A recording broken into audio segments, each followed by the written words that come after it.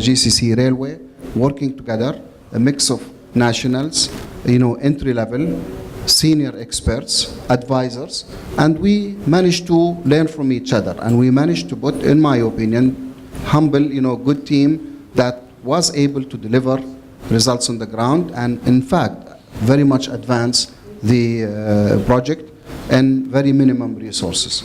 The other issue with the variation order is also related to the management, but we need to have what's happening. That's my opinion from what I see in the GCC countries now. We need to have very well planning. We don't plan, as good as we are supposed to. We need to allocate the necessary resources, and in our case is fundamentally the staffing and the skill needed for the projects. You have a 50 billion Saudi Riyal project, and you don't even have a management team.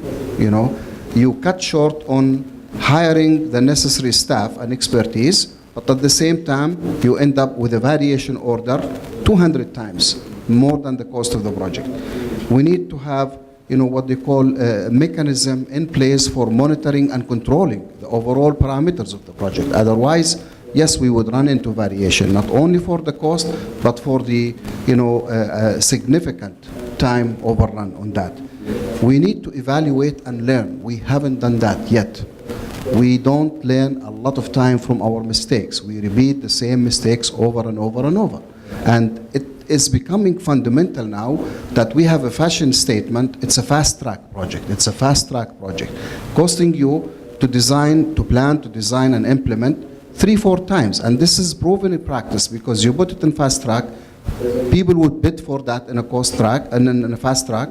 Then eventually you will start having the time variation order and the cost overrun. And finally, I am not of a person to like to hear yes man, many times from both parties, from the advisors, the consultants, the private sector and the government side. Can we do this? Yes, we can do it. But what at cost, and how can we do it? This is the unclear. So we end up, with these significant cost overrun because of these issues, and the experience showed to us every single time in some projects 40 to 50% real projects cost overrun. Simply we could have avoided most of these problems if we have good management team and if we had planned very well and basically really held people liable for what they're doing. I had a discussion with one of the consultant contractors. Basically in one single project they have a minimum cost overrun about 45%, and fundamentally it was due to not having a clear alignment to start with. This was like a design build as you go. When you don't have the right environment, this is what's going to happen. And everybody is saying, yes, we can do it, but what additional cost and what additional resources required, that remain to be seen during the process of implementation. But to ask it, this is a delicate question, I know, but I'll ask it anyway. To what extent are there problems of what I would only call conflicts of interest in terms of the way that the private sector is linking into government? Is that in any way causing problems? I mean, I had the sense from questions a little bit earlier that some people feel that some of the advisors coming in from Europe or the United States have very much their own agendas rather than necessarily the right agenda for this region. To what extent is there a sort of conflict of interest there somewhere behind the scenes? I actually don't see it as conflict of interest. In fact, what it is the issue of yes man. You come and you are my advisor. Okay, you're giving the government an advice, and sometimes everything is doable. You can do it this way, you can do it that way. But first they don't acclimate themselves with the local conditions, the environment. They don't understand it very well, and they come with pedestals and dreams. This is how we have done it. It has succeeded. It will succeed here, like this. And in fact, it never succeeded that way. I tell you for a fact, from ministers' meeting one time, they are, they almost gave up on the issue of having studies, reports set on the shelf, and very little comes out of it. There are reputational risks in both the government and the private sector that we are not performing. They are holding both sides accountable for that and liable. But what are the solutions? Is basically to understand the client, to understand the environment, and tailor something that can be actually implemented and basically successfully implemented, because it's going to be also learning experience. My experience when we went into the tours, they were learning from us as much as we are learning from them, you know. So these are fundamental critical issues. Please don't say yes. You know, I give you a very simple example in Sultanate of Oman. A minister's meeting, the consultant comes and say, can we do it this way? Yes, we can do it. Literally. What does it take? It will take this and this. How much time will it take? A delay. Such amount, 15 to 45 minutes. Okay, a decision was made, issued a decree, and we had to struggle for 2 years to reverse that decision because the information was wrong. Yes, you can do it technically, but practically to be able to link to the GCC railway and have the most efficient way to run it, absolutely not. And 2 years, back and forth, until finally, very soon, they will reverse that decree because it came from the Sultan. Right. So the message for project management teams is you've got to be pragmatic, you've got to understand your local environment, and just don't give idealized solutions. You have to really give tailored solutions for this particular market. And please tell me no. Can I do it this way? No, you can't, because the best way for your conditions, our understanding, this is the way you do it. And put it in writing. Put it in writing, because when we speak, it doesn't matter, but when you put things in writing, we will be held accountable, and both parties will be held accountable. And Dr. Ramis will promise that he will still talk to you afterwards if you say it. Well, yeah, don't worry about the business. And in fact, this is true. One of the things we're coming to do now is to have, you know, a database for the consultants, contractors, suppliers in the GCC countries, and we will exchange information on their performance and, you know, strength and weaknesses in what areas they are. This is fundamentally crucial to us now. We are really in dilemma. Who are the good consultants? Who are the good contractors? Who performs? Who doesn't perform? We don't know. Only by hearsay, you know, we are evaluating, and somebody picks up the phone, oh, by the way, I hear this company applied, by the way, we have such and such an experience, you know. So we would like to very soon build this database, exchange it amongst the member states, so if consultants, contractors, whatever private sector is bidding for these projects, they would have a background history.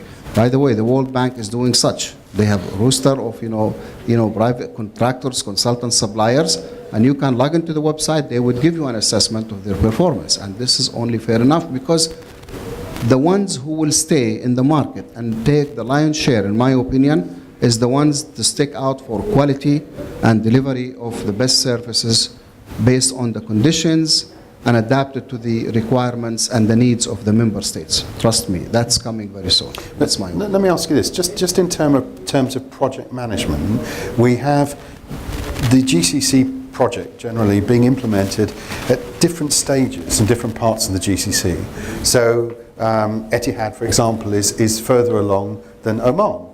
That's not a criticism of Oman. In fact, Oman will probably learn a lot by what's going on in other parts of the GCC. But a question for you and probably for John as well, as to what extent is there a communication going on where you will be talking to the Omani government now and saying, look, here are some of the do's and don'ts that we've learned from other parts of this project.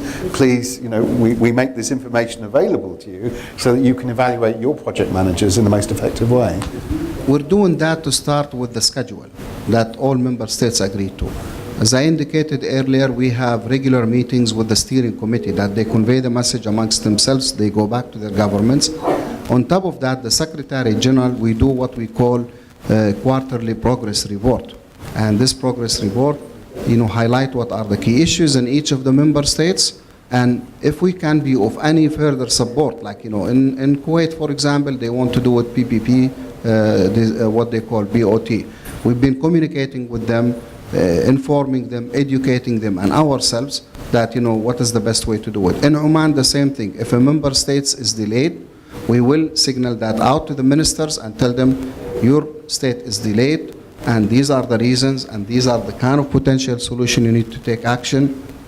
Otherwise, the overall project will be delayed, and we are defeating the heads of the state mandate. This is fundamentally our mandate, right. You know. So basically, there is very close coordination, cooperation, highlighting issues, addressing these issues, coming down to the member states, discussing with them, doing whatever necessary, even assembling expert team, whether it's from international organization or from local, consultants and private sector, and we go to that member states, we sit with them and we discuss.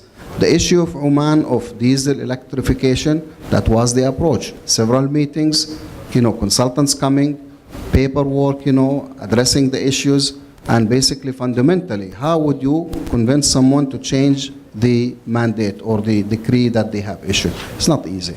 But finally, after that, based on the good information that they have received, working with them, not from outside. We have identified 12 elements that needs to be addressed.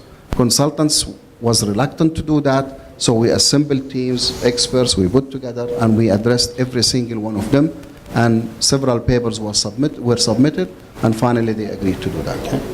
It's been a very successful approach, and we will continue, hopefully, to do the same. Just working within the same teams, and sometimes enforcing them. In fact, my colleague, Mr. John, discussed about these two common guidelines. Indeed, what has happened at the end of the day, we have an action plan with timeline that we created a lot of work that we can foresee in the coming 6 months to 1 year that it has to be done. As such, the traffic forecast. Otherwise, we will be delayed. So another issue, we need to be proactive, basically foresee what could be coming to us, what are the planning, the requirements, and we tackle them as we go. It's a slower process, but if you look at hiring consulting firms, the procedures that we have to go through and the approvals, it has proved to be much more efficient than going through the other route of having contracting. And John, do you talk to the Omani government? Do you offer to come over and chat to them and say, well, this has been our experience, and maybe not necessarily always you personally, but will Etihad Rail offer their experience to the Omani government?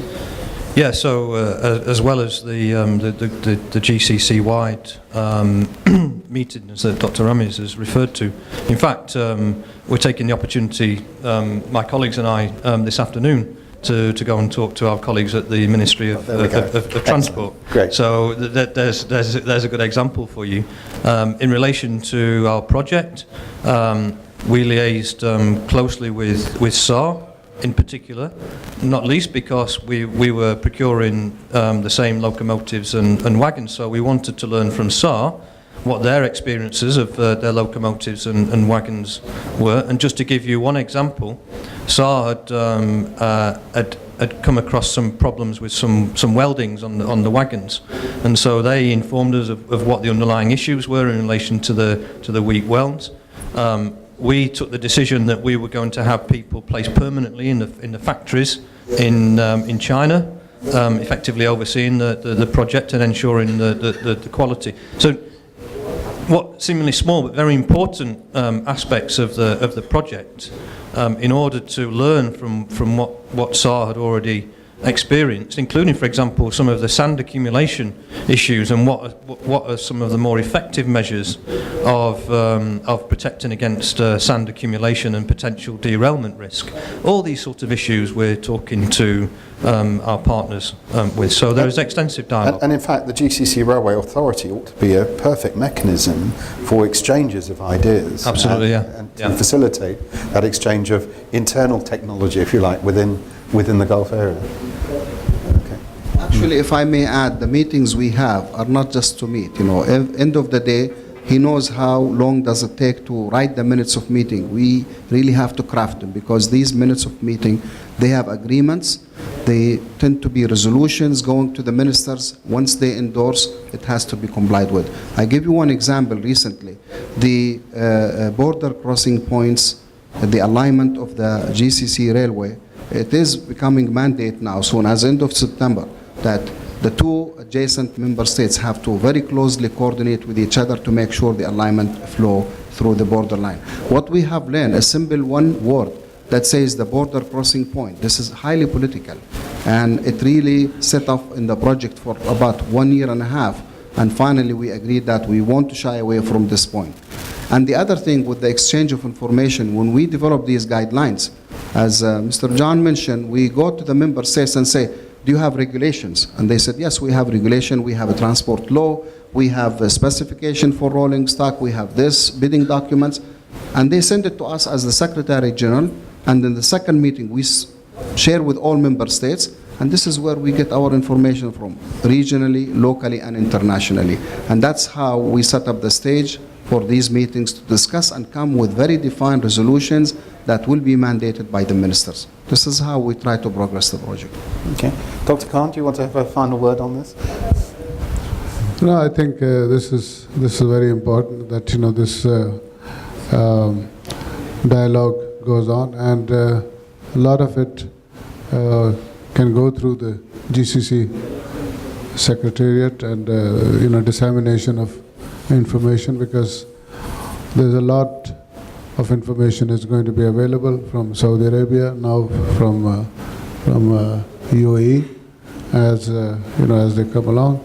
One thing that I would like to mention here, we're talking about variations, and always the concept that the cost is going up for the variations, and to some extent people think that the contractor is also all the time going for variation. As a matter of fact, there are a lot of variation that in my experience that we have come up with was actually reducing the cost, and this can become more more possible when the clients especially encourage the value engineering. Go to the contractor and the value, they should come up with the ideas which is a value engineering, and that increases the quality of the work, and at the same time it's a saving for both the parties, both for the client, and also since contractor finds that he can benefit from it, so they utilize their expertise rather than just doing whatever they are told to do. Okay. Can I just say one? Yes, one last word, and then we can stop.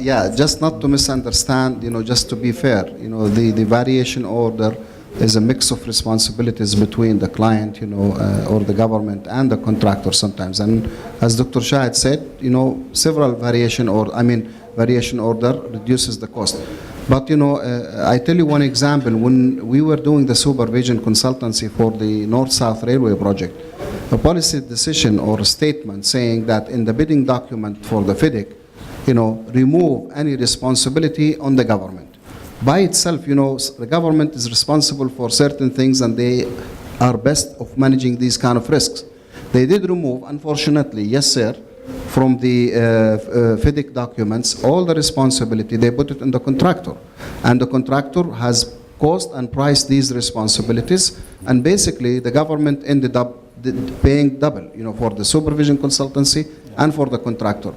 This person then eventually came out, and he became on the side of the contractor. He came back to that ministry and he said, how could you do these clauses? This is unfair to the contractor. They reminded him, you were the one to take this policy, to change it, and now you are suffering from it. So there is a conflict of interest issue there. Who knows at the time? He's being diplomatic. Ladies and gentlemen, we have to stop this session now. I hope you feel it's been really illuminating. It's been fascinating having these gentlemen with us. Please join me and thank them very much for their participation.